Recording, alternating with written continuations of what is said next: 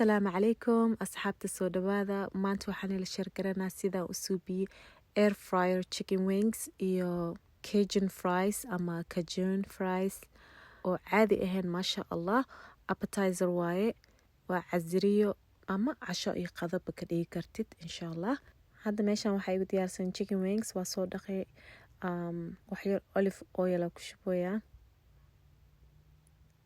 kabacdi waxaan ku daraa cusbo yar iyo filfil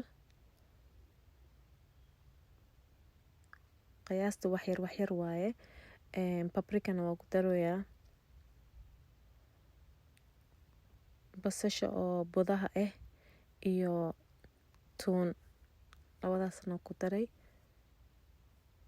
iyo wax yar thyme waakaas waa isku qasay kabacdi waxaan ku daraa corn starch markaas air fryerka saarsaarooyaa saxankiisa air fryerka 20 daqiiqo qaadana laakiin hadaa rabtidna ovenkana waa ku duuba kartaa 40 daqiiqo camal inaa sugtid waaye ama grillna waa saar kartaa so yeah iyo also saliidna waa ku duubi kartaa sidii oo frieska camal waakaas waa geliyay 20 daqiiqo riixa waakaas air fryerka aad shidooyaa 20 daqiiqo suga waakaas 20 daqiiqo bacdi waa intaan diyaar waa chickenka masha Allah waakaas wuxuu kusoo baxay crispy and juicy perfect temperature waa yahay masha Allah marka hadda baaquli yarisa inta diyaarsan aan saarsaarooyaa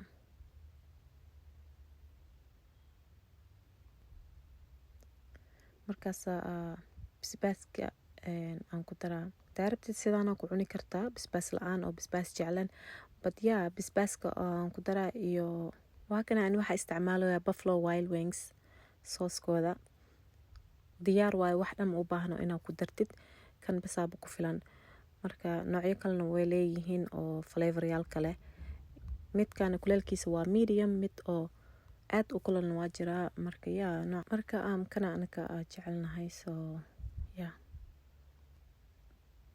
marka waakaas waa ku qasaa sida isku gaaro kuli kuleelkiisa waa ujeediin qaaca ka baxooyo masha Allah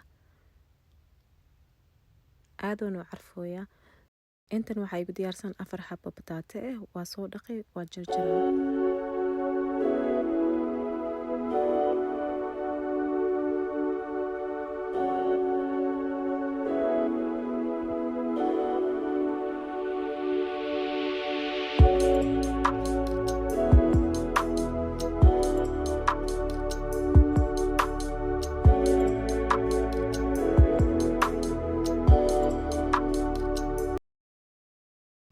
waakaas waa diyaar biyo qabow baa dhex gelinaa nus saaca sugaa insha Allah nus saaca kadib air fryerka ku shubaa 20 daqiiqo waa isna aan ku dubaa intoo chipsiga ama frieska ku jiro Cajun mix suubina intaan wax ujeedina isku darooyaa tuun iyo basal shiidan paprika thyme oregano basbaas laba nooc waa kana chili powder iyo cayenne pepper intaas isku dara insha Allah iyo wax yar cusbo iyo filfil cusbada iyo filfisha ka bilaawaya hadda ma ujeedin qiyaasta qaandada barkiisa waaye wax yar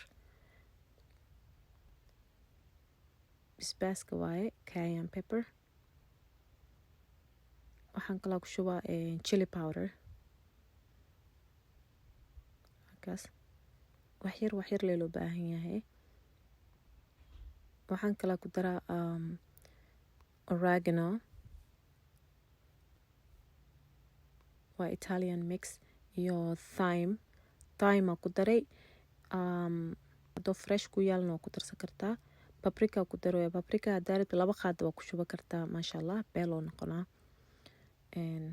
tuun shiidan waaye iyo basasha oo shiidan marka spice kan sana loo mix gareeyaa masha Allah frieska lagu cunaa marka sida loogu darsado waa niil share gareena insha Allah intoo frieska ku jiro waa kaas kana sii diyaariyay waa kaas 20 minute kabacdi waaye diyaar waaye fraiskii saana u gaduutay maasha allah. haddaa gaduud jecleen inuu ku noqdo dhaqsi 15 minute baa ugu soo bixi kartaa. crispy waaye maasha allah. It might not look perfect but aad u macaan badan yahay maasha allah. waa kaas spicekii hadda oo diyaarinayay koraasaan ugu shubaa. waa kaas waa ku qasay kabacdi wax yar kale ku daroyaa. Cajun fries sana la suubiyaa. caraftiisana maasha allah maba laga sheekeyn karo, aad u carfooyaa. ugu dambeyntii waxaan jarjaraa karooto iyo celery oo chicken wingska lagu cuno asina. So yeah.